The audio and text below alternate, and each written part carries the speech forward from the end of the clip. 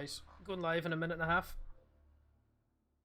So far, though, it sounds dangerous. Tasty.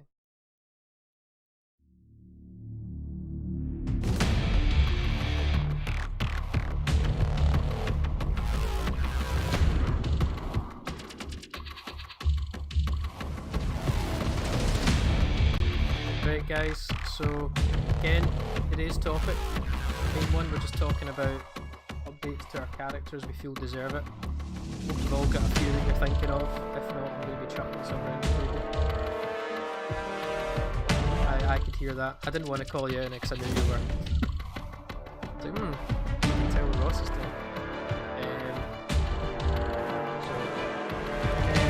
Yeah, we'll just have a wee chat half an hour about that. Do our updates. Do our call it a day. We're going live. Just go on our YouTube channel, to be honest. Right, guys, I am going to go live now, alright? All ready? Welcome back, everyone, to Tabletop Assault. This is David, your host, and we're joined today by Ross and Rob. Not so much a full house, but say hello, gentlemen. Hello. So today we are in episode 12.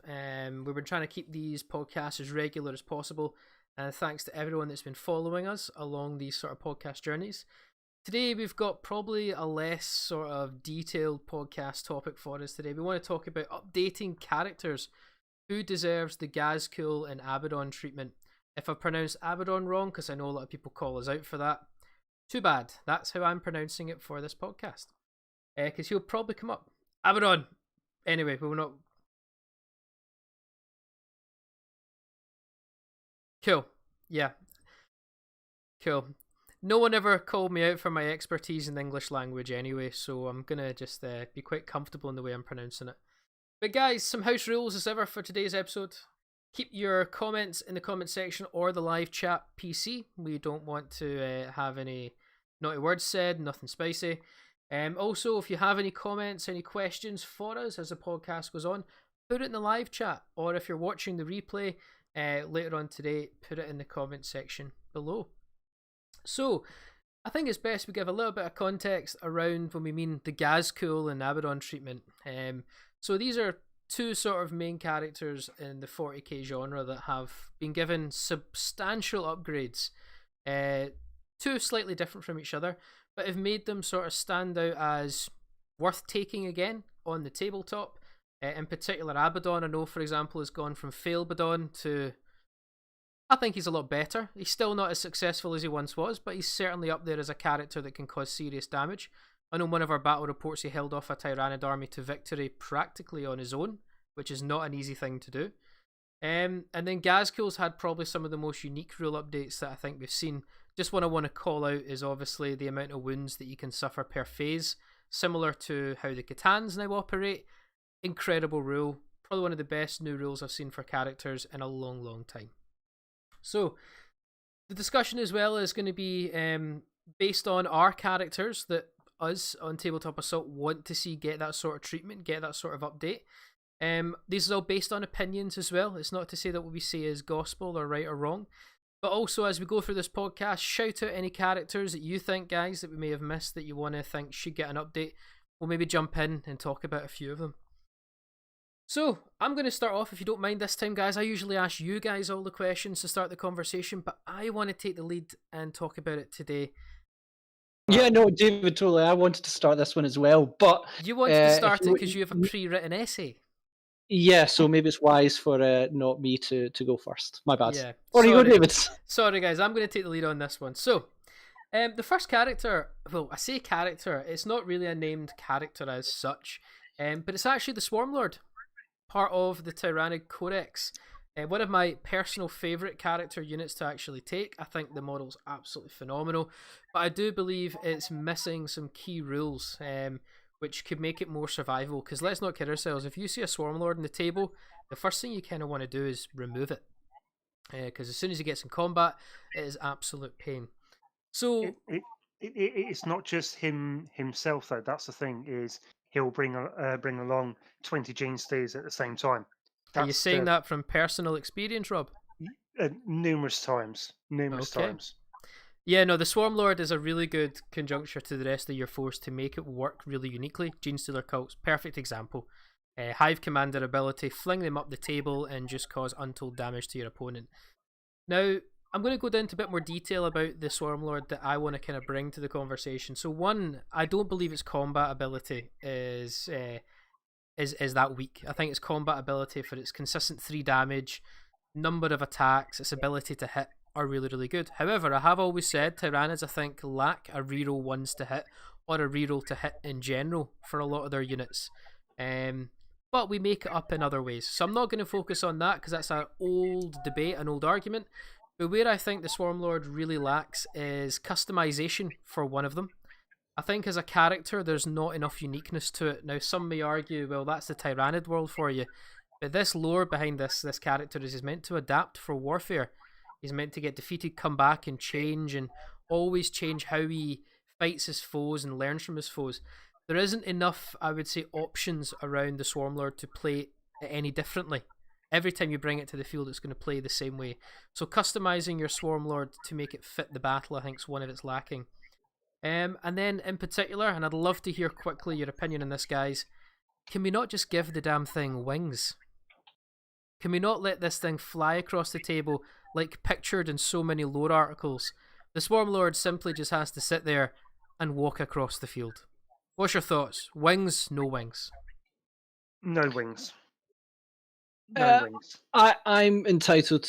I'm going to probably say no wings as well. Now, just on that one, says that so many characters in HQs, you go, can they not just have a jump pack? I know this is coming more on the Space Marine side because a lot of their Primaris models don't have the ability to be on with jump packs. Now you've obviously got Chaplain and Bike. Everyone would love to be able to move 12 inches, and I suppose maybe the Swarmlord is one of the few exceptions I could say, maybe, because it does adapt. So at the moment I would say no, but maybe there might be a way to add it on or adaptation. In your mentioning of adaptions, David, what I would say in that one is maybe it needs to work a bit in a way like Deathwatch. Deathwatch, I think, have a stratagem that works when, basically if you're fighting against a Necron unit, you can use the certain stratagem.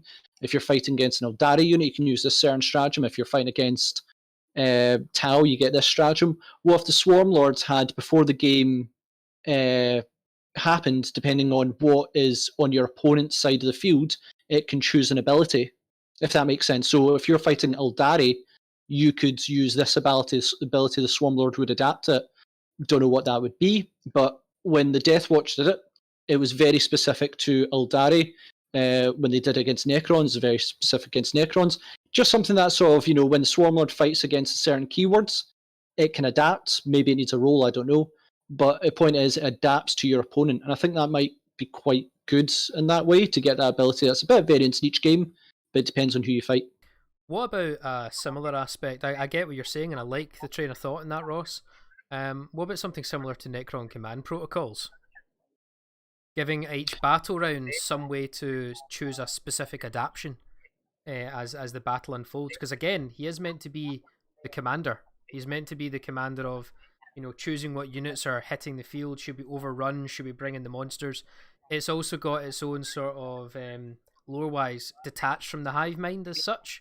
It has its own self-awareness. It can go and make its own decisions live within the moment. Maybe sort of a command protocol unlock if you brought a Swarmlord to the battlefield. So maybe what I'd say in that one is I'd imagine the command protocols is going to be something, if there's an army I'd say is very similar to it, would actually be Tyrannids, where they adapt, but in a very way it's more responsive to the opponent in terms of you take damage from range, then the Tyrannid army would adapt to that. But maybe because it's adapted, it's caused by the army, the Swarmlord would be able to dictate it further or something like that. I like the idea. I just see that, certainly when it comes to Tyrannids, they always adapt to their opponent. There's the famous, there's one of the stories where they fought Tau, and the Tau kept creating war gear and stuff to fight against the Tyrannids, but Tyrannids then changed themselves to fight back, and it was more about a war of evolution, both in mechanics and in Tyrannids. So although the Swarmlord is very capable of that himself, the whole fleet now I could be wrong, it might be just certain fleets do it, are very changeable. And I think that needs to be something in Tyranids themselves rather than just the Swarmlord. Okay. Though the Swarmlord should maybe have, he enhances it in some way, or he gets a personal one is what I'd go with. Excellent. Rob, any thoughts you want to add to that, or are you quite in agreement? I've got another part to add to the Swarmlord as well, guys, but I'll come to that in a moment. Yeah, Swarmlord doesn't need wings. He's fast enough as he is. He's one to be sat on the ground and basically release the chains and let it loose. Yes, it does need severe change on its attack abilities. It seems that it can be very wishy-washy from what I've come up against, and it can be very lackluster. So it needs a scare factor with it. Okay, good point. Because the Swarmlord is a scary unit all on its own. If you have that in your lines and you're not ready for it or not capable with it, you are absolutely and utterly screwed. So Okay. There needs to be a scare factor with the Swarmlord, and there isn't one at the moment. How about this? Just to kind of ties into scare point. So I'll be honest and say I believe wings would give it the scare factor. But if you're not going to give it wings, I know Swarmlord's been a very difficult unit to bring to bear to your opponent, bring into the battle lines, get it chopping up. It always seems to sit in the back and either counter attack or as we've all kind of said, fling units forward with Hive Commander ability. What about we give it the Ghazghkull treatment? We give it the ability, because it's obviously above 10 wounds and it's targetable. What if it can only lose a maximum number of wounds? The common trend seems to be 3. It can only lose 3 per phase. Or actually, maybe in the Swarmlord, because it's 12 wounds, you maybe want to make it that 4 wounds a phase. You make it a bit more realistic. Give it that ability where it can't be shot off the table turn 1 or wiped out in 1 round of combat. Makes perfect sense. Maybe that'd be a better balance than the wings then. Yeah, that makes perfect sense. I mean, if you want to make it really, really filthy, and may add an few extra points to it, put that, but then put a regrowth ability on there, so it gains a wound back every turn if needed. Very similar to the Catans. Yeah, I agree. Good point. Because it is a glorified monster that has got bioengineered pods and spules and you name it all over it. That would make it frightening, because you either have to take it out very, very quickly or reduce it down to next to nothing, let it sit for a turn, and then finish it off. But you've got to finish it off that very next turn, else it will just grow back and even have a stratagem that say, okay, it gets back D3 wounds. Okay. I think there is a stratagem for Tyranids to do that. But it makes sense though, because Tyranids is a faction you would assume would have such an ability. It means logical sense to me. But having a Swarmlord brute character that you sit there and go, okay, fetch. There's Ragnar, go fetch him. And you release him out there, and he has that survivability. You buy these characters and you buy the models because you want to use them. You don't want to buy a character that you'll sit on the table, turn 1, and end of turn 1, it disappears. It's not going to give you the warm factor of you spent all that time building that model, painting that model for it to go every single game. Oh, just might as well just take it off and just not use it ever again. Good point. Something like that, like I said, like the Catans. That is a frightening experience with those, because they are demigods, but they can be taken out there, not OTT to the stage of we cannot destroy them. Yeah. You can destroy them, and you can destroy them in a turn if you've got psychic magic, psychic shooting combat. You can take a katana in one go. You can be lucky to do it, but you can do it. Okay. All valid points. Well, I could go on talking about the Swarmlord all day. And I just wanted to get my points in very quickly before Ross's essay kicks in. I'd probably leave me till last on that one, because good point. I will be. I might go on. But so Swarmlord, there's other characters I believe deserve the Ghazghkull treatment. It was just that was a unit in particular that stood out to me Based on personal experience using the unit, the points you pay to bring that unit to bear, I think it's something like 230 to 250 points. He's a good chunk. Which is a lot, especially in the current point system. But I just feel you tend to bring the Swarmlord for a particular tabletop tactic. You tend to only bring the Swarmlord to do your shenanigans with your Gene Stealers and your Broodlord. That's why you bring the Swarmlord. You never bring the Swarmlord to be, I'm going to build my army around this guy and charge him up the field and chop stuff up, which is what the Swarmlord's intended to do. And I just feel he's got Molnus Calgor's arms to prove it. That's a very good point. Yes, he does. Oh man, beautiful.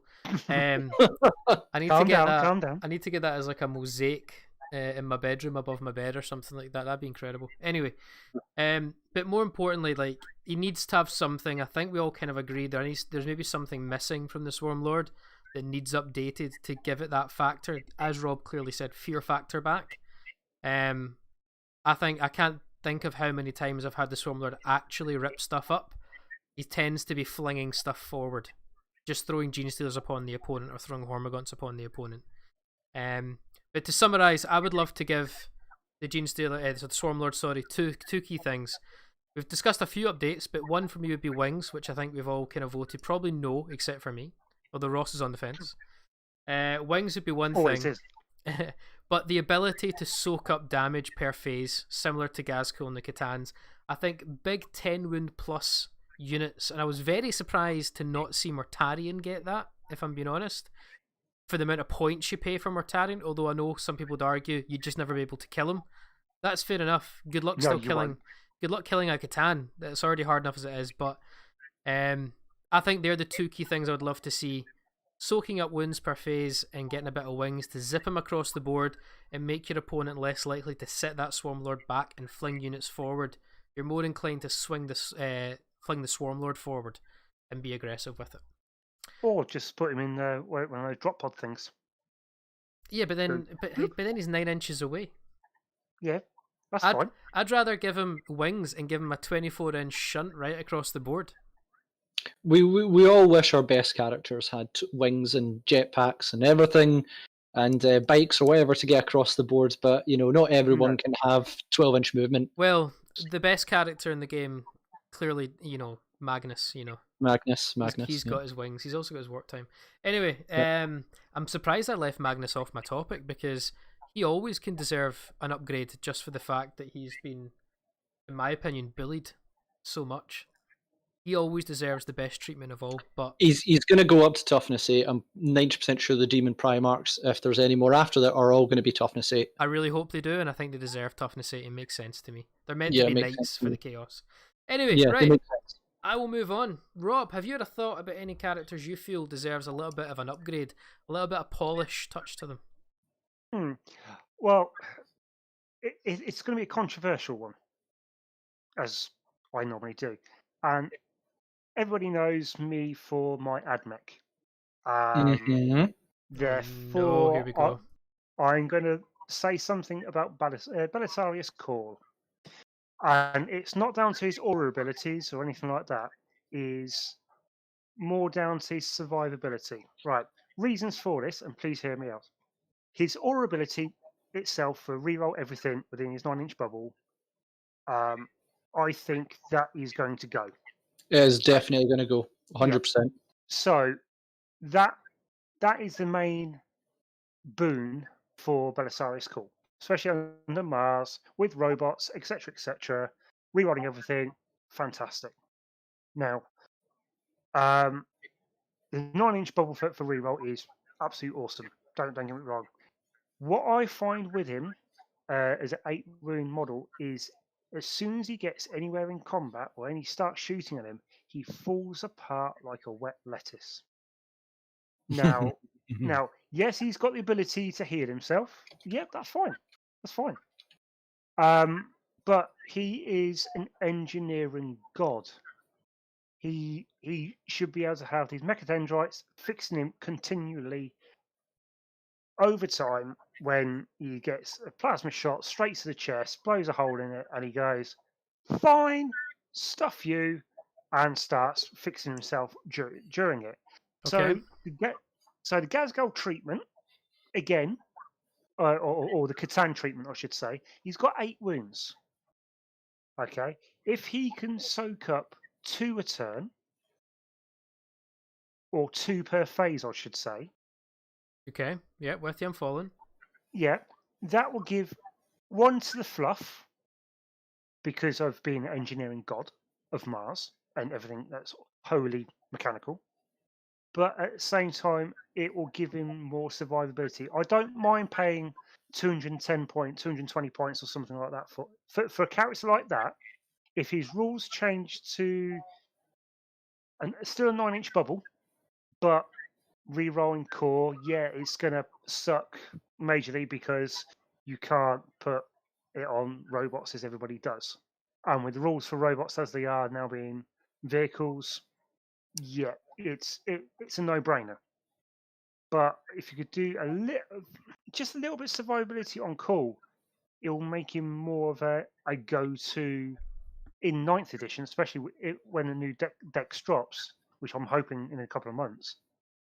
It's going to make him more favourable again as the reroll king for core, potentially destroys that one, but can survive and survive well in a combat.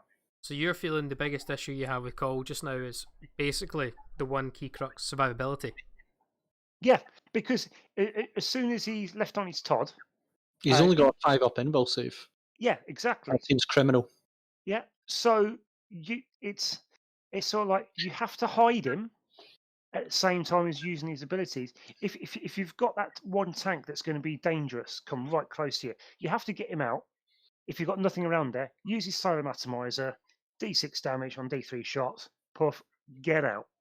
He can hold himself in combat against the right units, but he can still fall apart so quickly. For the points you're paying for him, he is a very sort of lackluster, weak. Is he still above 200 points, or is he below 200 points now? No, it's 190. Yeah, 190. Yeah. Criminal, terrible. Shouldn't have been close to 190 at this rate for 5-up invul.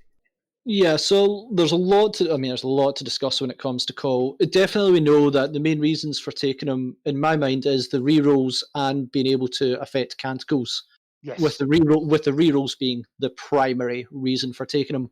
We know that's going, or at least it's going to change, probably going to change to Chapter Master, which is reroll ones, then you can choose one unit and it gets to reroll everything. Probably that's what it's going to be. It's not very unique, which I don't like it. I think I'd prefer something unique for AdMech. But if they want to change it to the equivalent of Space Marines, that's what it would be. I think that his repair roll. So the way I look at it is that when they did a sort of vehicle character, I want to say, but not quite, was Melkan Ferois. That's his name, the Iron Hands guy.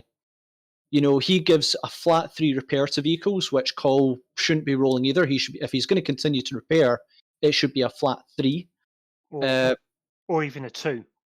Not necessarily a flat 3. Space Marine should not repair better than no, it shouldn't. So no, flat 3 to me in my mind it should be the repair 2. Maybe it should be, you know, D3 if it's got anything other than the vehicle keywords, 3 if it's got the vehicle keywords. Yeah, he repairs himself. He should have a better invul save. Probably the one I would recommend for Call is that when he is attacked, he reduces damage on any attacks to him by 1 to a minimum of 1. That to me would give him a unique, you know, similar to Death Cards, a bit more endurance. So make him like 9 wounds, and any attacks that hit him is -1 damage. That to me, I think, would give him survivability. But I also don't like his repair ability too much. I think he should do, like, if we know the Chapter Master rule, which he has fundamentally had, is going to change, I think he needs to change a little bit more. He should be big, expensive. He should be buffing. I don't think he should be very good in combat. I believe his Solar Atomizer needs to be better. But I think if you get to him, he's going to struggle. I think he should be buffing everything in the world around him. But if you catch him in the open, he's going to fight you off okay, but he's not going to take out Karn or anyone, which I almost did once. What's the toughness of Call? 6. 6. Okay, 6 seems about fair. That's quite fair. 6 seems fair to me. Okay. He's not a rhino toughness. I am just to add my 10 pence to the debate here. I totally agree. He definitely needs an upgrade because I've always been underwhelmed by Call from day one. I've always thought you just cheaper bringing the Dominuses, to be honest. You're achieving much of the same. However, though, I don't agree with giving him a similar Ghazghkull effect where he can only suffer so many wounds for phase. I'm more inclined to agree with Ross's suggestion, which is damage reduction. That seems more realistic for any character. I feel that's under 10 wounds should not be allowed to suffer a minimum damage per turn. Oh, keep in mind the Nightbringer and that only have 9 wounds. Yeah, but the Nightbringer to me is slightly different. Or okay, slightly different. They are also 300 and odd points, and they are meant to be gods. Yeah, so fair. To me, I judge a lot of my suggestions based on lore as well, and you try and bring that context into the tabletop. Cawl is not a god, no, not even close. He may think he is, but he's not a god. I would say the reduction in damage seems quite admechy as well. It seems quite conducive to the lore, and I'd also say that Cawl wouldn't be the only person in Admech to minus damage by 1 to a minimum of 1.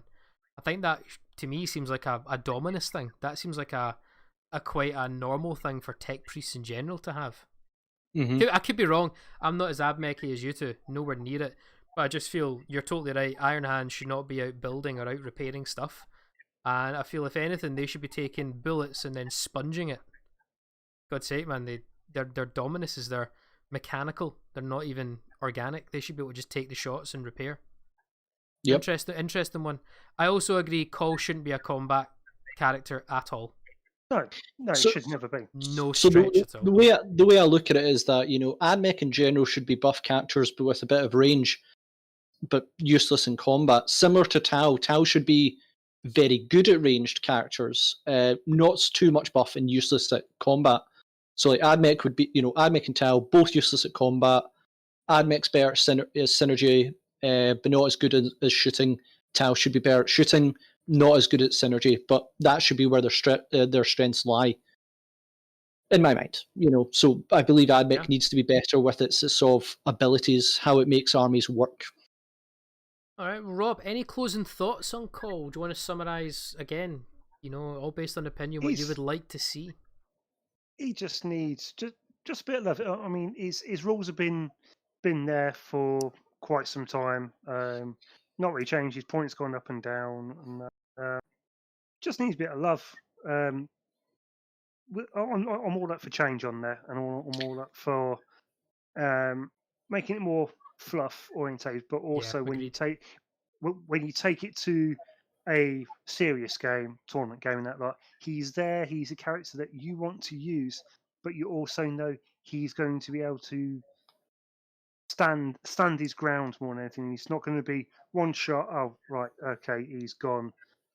Next, and it's I would say, Rob, in the next 10, 12 weeks, we're going to see, if I was to put money on any codex getting released, it's going to be the Admech one. It is the oldest non-marine codex out at the moment. Mm-hmm. It also has probably the most units that are not actually in the codex, but are released at the moment. Oh, wow. In terms of half. Yeah, they got about 8 to 10 new units, give or take. Wow. I mean, you had all the tanks that came out, the flyer that came out, the jump infantry, all the horse infantry stuff. I was about to say the So Western cowboy guys. Exactly. So you've got at least 8 to 10. You've got at least 8 to 10 data sheets not in the codex. Is the oldest non-marine codex. We know that there's a new model coming out for it because it's been hinted. If I was to put my money on any codex, it would be that's going to be in the next 3 months. Okay. If I was to put my money on it. All right. Well, thank you very much, Rob. I am fully in agreement. Cawl, what an important character in the lore. What a big name in the tabletop. But doesn't have the impact or wow factor in the tabletop, so certainly needs an update. All right, okay, Ross. I've tried to dedicate some time to this. Don't let me down. So, do I need to go and get a coffee? Possibly. So what I'd say in this one is this is a subject where, quite frankly, guys, I could speak for a good long. I could go through every single codex, talk about the characters, what they mean, their functions, and I could spend a whole hour. So if you guys want to log off now and leave me to it, no problem. But I do want your. Don't do that. No, I do want your opinions back on it. Also, just to say, why is this any different from any other podcast where you would say, you know what, I could probably do an entire podcast or episode on this? You're just you research a lot, which is good. You're very meticulous and detailed. So I'm gonna sit back.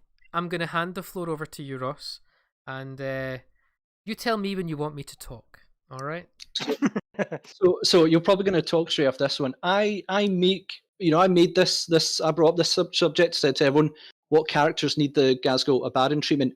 I realised it was maybe not specific enough when what I meant by that was model wise, not rule wise. Just to say, but there's plenty of things that need updated rules. So on a mixture between rules and model wise, there's one obvious one that probably is the greatest meme of this needs a model, like this needs the Ghazghkull or Abaddon update.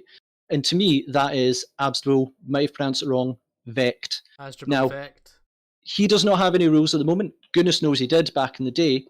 But the point when it comes to Vect is that he is frankly iconic because back in the day, there wasn't many characters. He was probably the biggest character model in the game. We're going back 20 years here because he was obviously on a vehicle. Not many characters were like that. Yeah, now we have the Silent King, such a huge ordained model. We're seeing loads of them in Age of Sigmar from the Bone Guy, I forget what he's called. That new one for Slanesh. Basically the technology is there, the money is there. This is the prime time to have Vect to come back, not just in rules, but also the model would be unbelievable, I think. Drukhari are a cool looking force. I think now with the ways things go, he could be on a giant barge ship, probably not Jabba hutting because, Drukhari aren't like that. But certainly, right. I think there's so much options. I think if there's a character who's iconic, that needs this update, I think Vect would offer enough. But because we know Drukhari's coming out probably in the next 2 to 3 weeks, I don't see that happening. That was going to be my lead question. What's the realism of him coming back this edition? Very unlikely. So here's another character. Again, I've not really looked at the rules as such and need updates because so many characters are going to get updated within this year. But there is another character who I think offers a lot of potential that hasn't been explored too much, and that is on Va. I think it's that one. The dead Tau character. Yeah, I was about to just literally jump in and say he won't be getting a model because he's gone. No, he will be getting a model because he's a propaganda hologram. Now, I know the time has gone on. I don't know if they acknowledge he's dead yet. I don't think they have. I think they still live in propaganda land where they pretend he's alive. Yeah, because ethereals don't seem to die. So I'm pretty sure they made him a hologram, and I think there is a lot of potential of updating the lore on that one. Maybe it has characters who, maybe again another sort of scenery-based one where he is obviously inspiring, but in the back you have other Tau characters who are obviously working behind propaganda machines, making sure no one finds out he has actually been deceased from, I think, in narrative-wise, hundreds of years. And I know Tau don't live that long, but I think they have stasis to keep alive quite a wee bit. I just think there's a lot of interesting potential for such a character that's dead, but is a propaganda machine. I don't know what you would do rule-wise for that at all, but I just think a lot of potential. Well, he's already got rules. You can still use them. He's still there. Mm-hmm. So I agree and I disagree with Unva. If I'm to put my Tau hat on for a second, Unva is like, see ethereals as characters, I don't really have a time or place for them at all. Okay. The only way Unva, in my opinion, would really, or even for most Tau players, I think really be a want, a desire to bring back, is if he had a drastic, I mean like, he himself had a suit. He himself had some sort of mecha to make him. See, ethereals. He can't come back alive. He's dead and gone. I know, but that's what I'm saying. That's what people, when they think of Tau nowadays, they go for the commanders. It's the commanders and the Tau suits they want. Your ethereal, no one ever takes Unshai, for example. Unshai is meant to be essentially a Japanese samurai with a twin blade, but no one takes him. And no one's planning to take him because he's terrible. He's a combat character in a force that shouldn't be combat. A spaceman could punch his lights out. Quite exactly. Literally. So, and they would have to. The only way I would say to bring back Unva is if there's a I mean a serious overshift in thinking of the ethereal cast, as in giving them a more dedicated battle role as opposed to just sitting in the back. Unva he's an interest. I don't know. I don't know. Maybe like some humongous like column of some sort, holographic column could be really cool. You know, like the Lights of Nuremberg sort of style. That could be interesting if they want to give him some sort of scenic base. I just don't know how his rules would play into it. That people, because people Oh, I never, have no idea. I yes, didn't think of the rules at all. I people just just think, no one really took Unva. I don't know. I'd love to see a yeah, Tau commander better than Oshava. That's something I would definitely want for Tau. commanders are taken, and I don't know the Tal lore very much in terms of that one, but I just know if that one, as a character who's dead, that is still going only because the government won't let him go. You Oh know, he's yeah, the undying spirit. he is There's a Pambreed. lot, like, exactly. There's a lot of potential narrative to just play a very interesting character. Now, rule wise, no idea what you do. Be a buff character because that's all ethereal should be. They should not be front line. They should be in the back. Maybe a bit like Silent King, where the Silent King's got his Minears, which fire for him. Maybe something like that. Uh, but I believe there's just a lot of potential for this non-existent character to basically work in the lore, not just the lore, but on the battlefield as well. I just think you'd get a really interesting model. You Yeah, know, maybe part of him, underneath his, like, you'd see maybe a desk he'd be sitting on, but underneath the desk from behind it, there'd be nothing underneath. A bit like Althari on Empty Space or something. yeah. No, agreed. Agreed. Tau do definitely need some sort of, I would say, unique. The closest they have to any unique character is Shadow Sun. I even put Shadow Sun more than Oshava because Oshava is like too niche. But yeah, a total massive scenic Silent King style for Invac could be fun. Could be absolutely fun. If Tau, along with, there's one other force I'd say needs a big overhaul in terms of character to it. Tau is one of them, but more than anything is Astra Militarum. Just a lot of the characters now either aged or they've time has gone on a wee bit in terms of, you know, just the lore. You've lost now Gaunt's Ghosts and Schaefer's Last Chancers. I think Astra needs in my mind, and might not be popular. I like Pask, but kind of don't know much about him. It should be a rejigging of just about the characters to Perfect. reflect different types of their factions. So maybe a bit like Space Marines, you have a Talaran one, you have a new Cadia one. Maybe Creed comes back, but he's been so affected by his time in Necron land. You know, he's now quite different.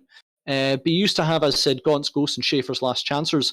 I feel a lot of the character of Astra Militarum characters is gone. I think something needs to come back in there to give a little bit more inspiration. There needs to that.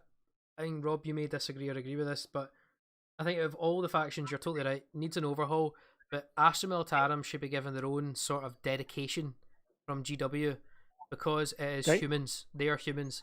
They should be getting their character range, not their army range, but their character range more regularly overhauled than it is. They kind of do because the special events they had that commissar, the female one, I forget her name, Rain, but I've got a great model, but it's not part of the codex. It just seems a bit lost in online articles and stuff. Just a new dedicated lot of characters that maybe can develop books. I think would be quite nice. I mean, when this is going way back when, they were starting to really go into Guard. So you had Ice Warriors of Valhalla, Mordain Iron Guard. You had the Praetorians, you had the Vestroians. That sort of the physical models of them were absolutely fantastic, and the characters to boot were great. Yeah, And it just seems that yes, if you want special characters, go for it, but give them some spice for the guard because there's just nothing there. It's like a bland sandwich. Yep. There's nothing to entice you into it. Yes, if you love your tanks and you love your World War II style machinery and all that lot, go for it. Have a field day on tanks. Have a field day on your Lehman Russes, which were still the iconic tank, not necessarily the Land Raider or the Rhino, you say something about a Lehman Russ battle tank, and they'll know exactly what it looks like. It hasn't changed in so many years since it was first released, Yeah, true. and it doesn't need to. That's the whole point of it. It doesn't need to change. It is such a good vehicle. But Alright. and again, character-wise, you had so many like not named characters, but individual looking characters that had a little change. So if you're doing like I said, a Mordain Iron Guard, Yeah. Vestorians, etc., and it just gives a bit of variety on there instead of just having this, excuse French, but a crappy little bloody Cadian sat in the back going, yeah, I'm just going to go, okay, you shoot twice, and that'll be about it. It's just nothing there. There is really nothing there for them. Well, Ross, I'm looking at the time, and I'm going to give you some more time on the floor, buddy. Anything else you want to add to your list of other updates? Floor is yours. Other updates? Oh my goodness, we could go on. Now, unpopular opinion, I think a lot more of the Space Marines' more iconic characters need to be made Primaris. Just going to mute you right there. Yeah, that's fair. We're going to move off Space Marines.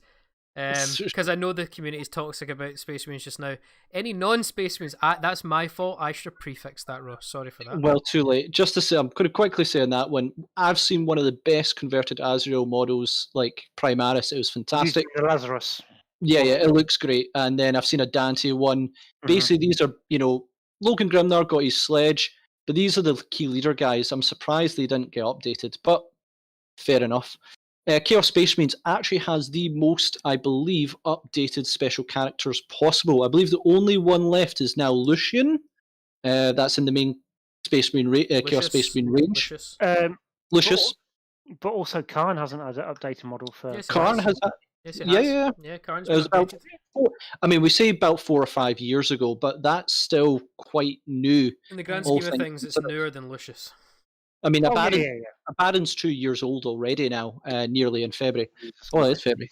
So, is it even 3 years? No, it can't be. Was it 2018? Okay, draw it to a close, Ross. Draw it to a close. Focus. Yeah. Craft World needs a complete redo on that one. We all agree on that one. But the whole Craft World range needs updated. So well overdue. Avatar. And I'm still Avatar. Avatar! My goodness, we could go on a whole conversation about Avatar of Cain and how it's. Oh my goodness, yeah, that's another one. If I was to add an character, if I was to add a super evil character, I forget his name, but the Iron Warriors character, the most messed up grim dark character, that's the one. Yeah, that would be a fantastic one. Not going to happen. Let's not talk about that because we may get age gated just by mentioning the word Demonculaba. So let's just leave that. Yeah, let's not speak that. Yeah, let's not go into that. All right, okay. Well, thank you very much, Ross. Obviously, me and Rob talking about rules. Ross, you're talking about model range. Great variety there. I would say just on the Asdrubal Vect one, I personally hope he comes back. I think it's been absolutely criminal that that model has not made a resurgence in the 40k tabletop when it's just such an, not even just tabletop, but lore-wise, how important is Vect? I would say after, getting Plastic Sisters, now that meme is gone, between Plastic Thunderhawk and Vect coming back, that's like the two ones that probably people fight about in 40k the most. Just tune into the Games Workshop when they do their sort of every month they do a reveal. Just take a look at that whiteboard in the back. One day it's going to say Vect confirmed. One day. We'll get that. Alright, well, that ties in really nicely to the next section, which is updates from the Warhammer community of the week. And, well, let's not kid ourselves. What was one of the most recent updates we had? Drukhari. We got a nice wee snapshot of Drukhari over on Warhammer community on, I believe, was the 8th of February.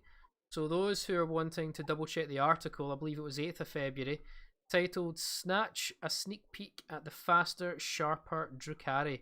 Now, I'm going to instantly just say this is way out of my depth and my understanding because I have a few questions that I want to ask as a non-Drukhari person, which I'm hoping either of you may be able to shed some light on. But over in the article, just to describe it for you guys, they give you a sort of update of the new Cabalite Warriors box, a heads up kind of data sheet of the Cabalite Warrior, along with the weapon, the Splinter Cannon. which is where I have most of my questions. Now, I also tried to look into the picture below, which usually at the end of the article, there's usually a hidden in plain sight. We know how GW work by now. They usually put stuff in there, hidden in plain sight. I've looked through it. I couldn't see anything hidden in plain sight, but I know one smart Alex can tell me I'm wrong, and I hope I am wrong. But correct me if I'm wrong here, guys. Was poison something in 8th edition Dark Elder, or was poison? Yes. So what is poison? Tell me about it. Basically, anything with poison ability, wounded, infantry characters, not non-vehicle, basically on a 2-up or a 4-up, depending on what weapon it was. 9 times out of 10, it had no AP whatsoever, but it was basically on a 2-up or a 4-up, it would auto wound. Okay. No matter what toughness you are. So the Splinter Cannon, I'm looking at it just now. Heavy 3, Strength 3, Poison 4-up, so always wins on a 4-up.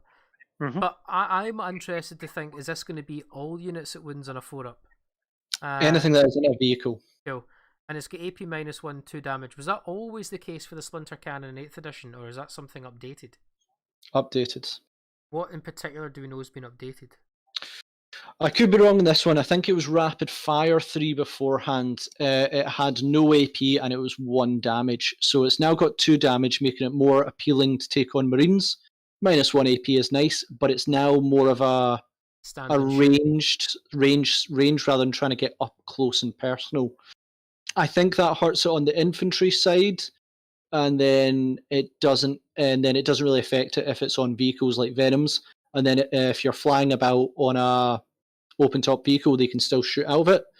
Then it's not so much of a problem. But it basically makes it It used to be a horde killer because you could get in rapid fire range at 18 inches and do I think rapid fire 6. Yeah. So sorry, mate. So the Splinter Cannon at the moment is range 36, rapid fire 3, poison 1 damage. Yeah. Yeah. So no AP. No AP. Right. That's what. Yeah. So that's what I said. But now it's turned into -1 AP, 2 damage. Makes it a bit more appealing not to take on hordes as much, but maybe to hurt Marines at a range, because that 2 damage is quite nice. And it will hurt monstrous creatures a lot more as well, because they'll be wounded on 4s, -1 AP, and 2 damage. So a bunch of Splinter Cannons firing at them will hurt Tyranids probably more than anything. But that also includes Magnus as well, which will be quite interesting. Yeah, that's a fair point. He may be toughness 8, but if he doesn't have the vehicle keywords, I think he's going to be wounded on 4s always. Yeah, it'll be interesting to see if it affects monsters the same way, which I assume it will. It will. It will do. Yeah. You've got to be a vehicle, and then you're just against strength 3. So guys, let's throw it to the table. Thoughts on some of the Drukhari teases? Ross, take it away. Just throw it to me. So they gave the one I think that I wasn't so keen on is they gave Kabalite Warriors +1 attack. Fine. They didn't get an extra wound, which I can accept in that one as well. +1 attack. They keep trying to make Kabalite Warriors, especially in Psychic Awakening, combat role, and it's just like not working. Don't lean into it. They are supposed to be ranged pirates. They shoot you and capture you. The witches are the combat ones. I'm intrigued if they get 3 attacks. They better. Basically, the witches should be absolute monsters in combat. Kabalites should be a bit generic. They move 7. Yeah, they're kind of fine for what they do. And I think the more interesting thing to say is not just that post, but we also saw the new points for Dark Elder roughly. And that's when they did a big update on points. I think that was roughly Friday or something. Yeah, big update. And for instance, in Drukhari's one, is Reavers, the bikes, went from I think 10 points to 20 points. So they doubled. Now, I know Louise messaged me saying, she was absolutely raging that they've doubled in points. Now, I did say to her, it's likely that they've taken the new book's points into account for this. I'd be very, very surprised that, a few weeks, less than a month before the book comes out, that they didn't take into account. They did that for Death Guards, I believe, in December when the new points got updated. I believe for Drukhari. So that was a big one to see where Reaver's going to go. As for Kabalites, as long as they stay cheap, they are just a nuisance unit. Good for battalion. Yeah, I'm happy with them. An extra attack, not bad. Splinter Cannon, okay. Its role is very much changed. Okay. Guys, just a heads up. Unfortunately, Rob has disconnected from the podcast. We have poor signal where we are at the moment. Whoa. So Ross, it's just me and yourself just now. Yeah, no, that's a really fair point to raise. I actually agree with 20 points though. 10 points was way less than what a Wind Rider is. So it's bringing those bikes back to the sort of cost of bikes and jet bikes as a whole. So I think it was just Reavers really struggled to. They were super cheap because they really struggled to do. Now I could be wrong. It's been a long time since seen them. Wait, They really struggled. are Reavers bikes? Sorry, am I mistaken? The Yes, unit? Right, yeah, okay, they're cool. bikes. Yeah, I don't think you've ever really played against them very much because I never had them. Reavers are the bikes, and they're super fast, but they did struggle with. I don't know them too well. Struggle with their niche a wee bit. I think they're going to get a big update, which will be quite nice for them. Okay, fair 10 enough. points was maybe still a little bit cheap, even because there've been 2 wounds and toughness 4. Might have been a bit cheap at 10 points, but Well, 10 points for me seems a bit cheap, but again, I'm not a Drukhari player, so I will not try and you thought they were Venoms I was talking about, didn't you? No, I actually thought it was Reavers. Venoms I Okay. don't talk about or think about because they've just scarred in my memory, so I don't like Venoms. I'd rather not ever talk I about really them. need to try get back into Drukhari at some point. Fair enough. Okay, well that was one of the updates. The other one that we kind of want to touch on just while we got some time was obviously some of the new Slaanesh Age of Sigmar updates. Yeah! There was a big reveal, a Sunday preview on the 7th of February there. The devotees of Divine Excess and Murder Collide. So you had 2 sort of new reveals. You had the Hedonites of Slaanesh, and you had, was it the... Oh, that's terrible, David. What was it again? The Sisters? No, Daughters of Cain. Daughters of Cain. So a whole bunch of new units basically getting flung into the Age of Sigmar lore. Very Slaanesh-y, very beautiful. So anyone who thought Slaanesh was getting written out of Age of Sigmar, no, they've came back, but not just came back, they've came back in a huge way.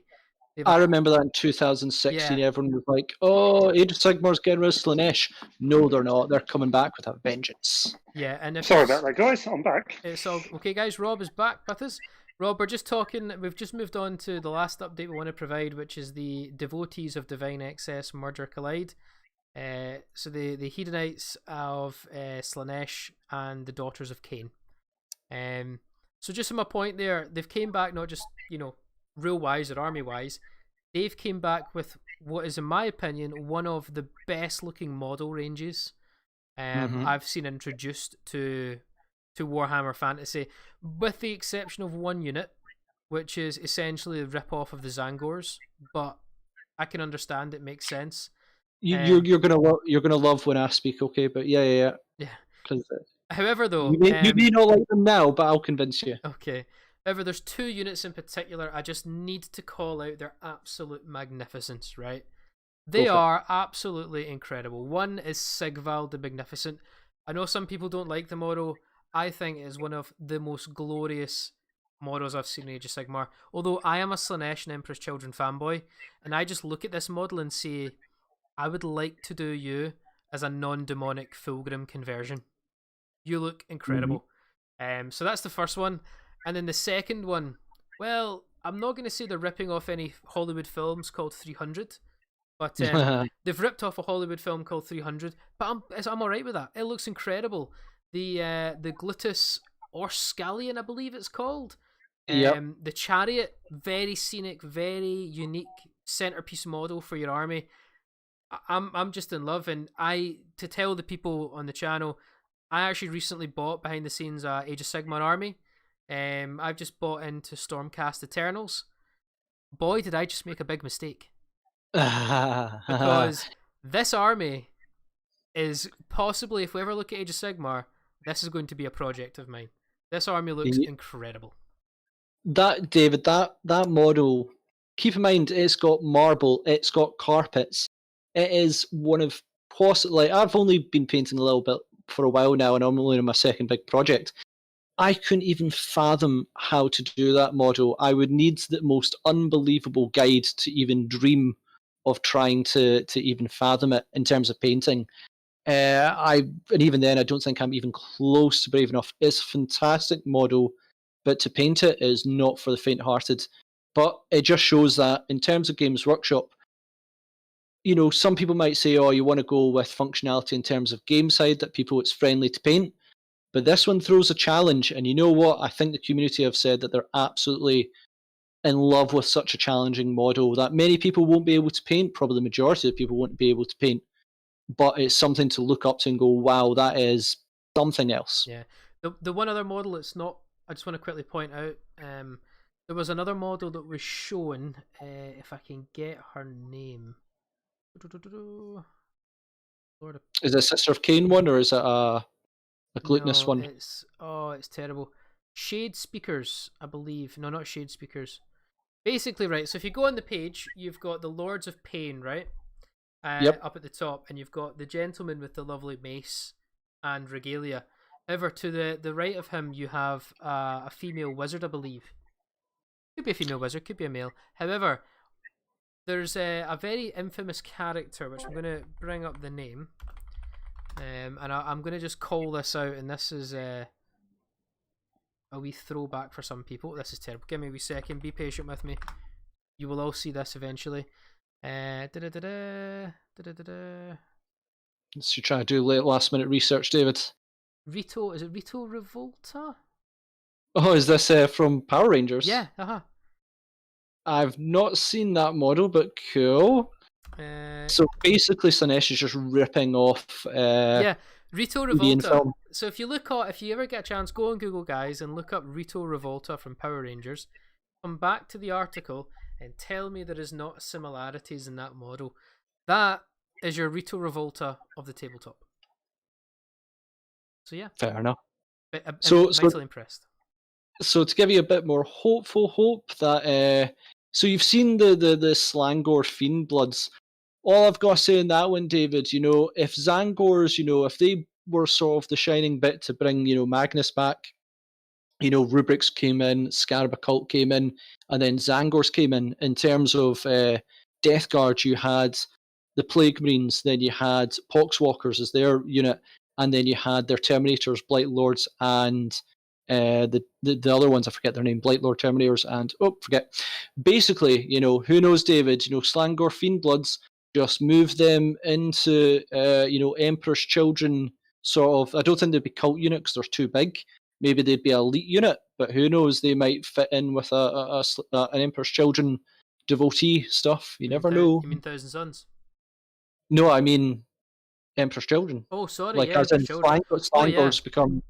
Maybe we might see your beloved Fulgrim coming back with Slangor Fiend Bloods, New Noise Marines, Phoenix Guard.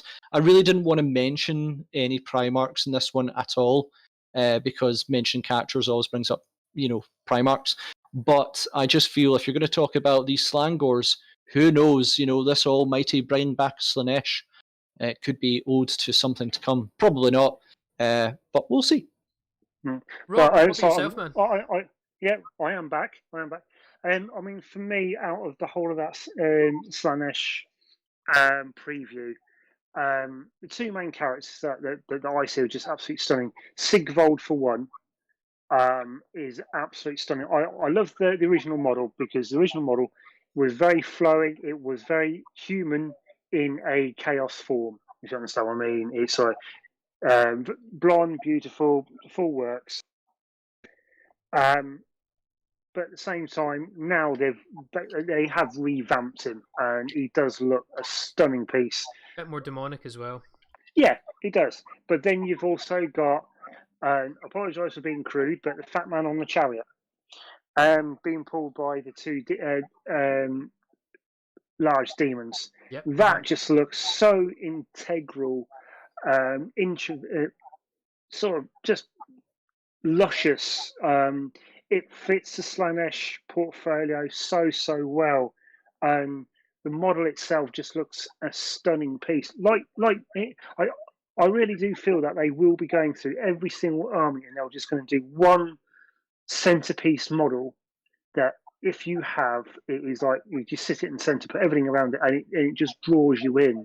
And that chariot itself, like they've done with Bone Reapers, like they've done with the Silent King, like they're doing with guarantee any other chapters, armies and that lot, is they're going to create a model that sits in the middle of your collection and go, there you go, paint me. Yeah. Or there you go, use me, because it's so enticing. I mean, I'm not a massive fan of Slanesh and all that. Like Noise Marines have always been, and David's going to hate me, have always been not a fad, but a sort of entertainment chaos.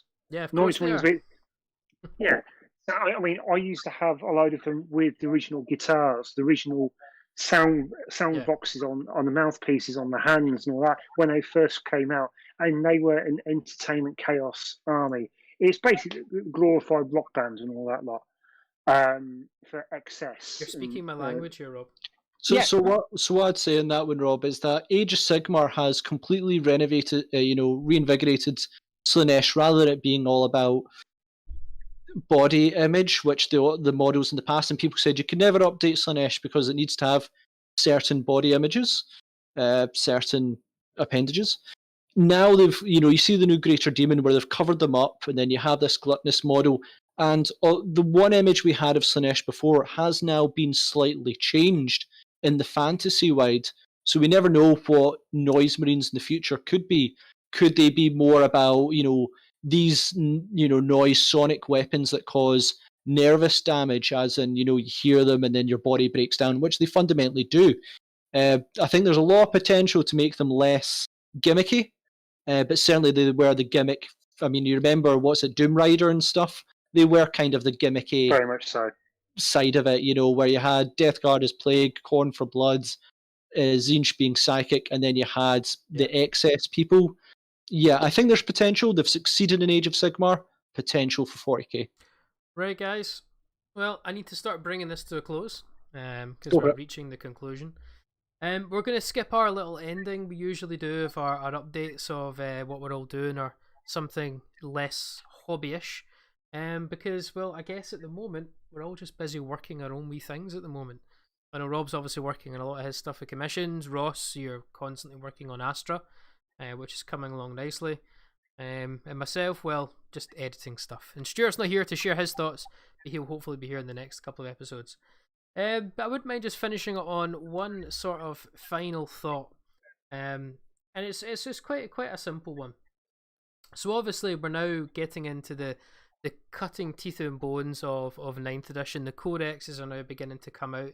We're seeing Maelstrom as well come back into Huzzah, yes. back into 9th edition. What form yet? We're not too sure. But do you all feel so far with the tweaks and changes, learning from 8th edition, moving into 9th edition, they're bringing things back, removing things. Do you think GW is getting close to a nice sweet spot of a rule set of 40k? Just wanted to know your thoughts, because we're hitting that sort of middle mark soon. And this is essentially the 2nd edition of the new entire way of playing 40k. What's your thoughts, guys? I'm happy as it is. I do like how it's set up. Bringing Maelstrom back, everybody was really upset when it was actually dropped, because it had a different type of flavour. Yes, you can be really, really lucky, or you can have an absolutely dog hand and you'll get next to nothing. But that was playing part of the cards.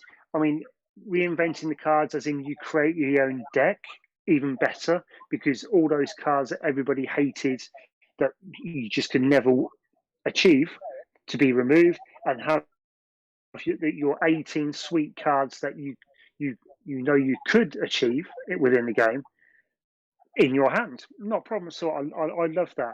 With the secondaries as it is, and bringing secondaries into the codex for the dedicated races and chapters and all that lot, is nice.